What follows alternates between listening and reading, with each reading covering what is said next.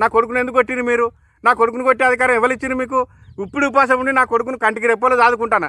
మీరు కొట్టడానికి నా కొడుకుని కొట్టడానికి మీరు ఎవరు? అరే అది కాదే సైదులు, వాడు బల్ల చెప్పిన చదువు చక్కగా చదువుతలేడు, ఇంటికాడ ఇచ్చిన హోంవర్క్ చక్కగా చేస్తలేడు, అందుకే మేము చిన్నగా బెదిరించినాం అంతేనే సైదులు. చదువు చక్కగా చదవకపోతే కొడతావాను? నా కొడుకు నువ్వు ఇంతవరకు చెట్టాన చెంప నేనే వేయలేదు. చదువుకుంటే చదవకపోయా, చదువుపోయినంత మాత్రం నువ్వు ఎట్లా కొడతావు? ఏంద్రా ఏంది లెల్లి? అరే పోరన్ని ఒక్క తిరిగా కొడతాను మా బల్లకపోతే. నీకు ఎట్లా బుద్ధి లేదు సారు? వాడు చదవకుంటే వాడిని కొడతావు నువ్వు? అరే వాడు లంగ అవుతాడు. నీకు అవసరమా సారు? ఈ పోరేడు అడక తింటాడు, వాని అయ్యవని అడక తినేటట్టు చేస్తాడు. నీకు అవసరమా సారు? వాడు చదవడు, అవసరమైతే రౌడీ లంగా బచ్చబాజీ అయి రాజ్యాలు పట్టుకొని తిరుగుతాడు. నీకేం అవసరం సారు?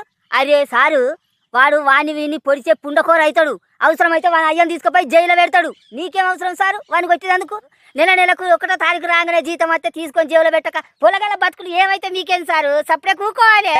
అరే సైదులు నీకు కరెక్ట్ చెప్పలే.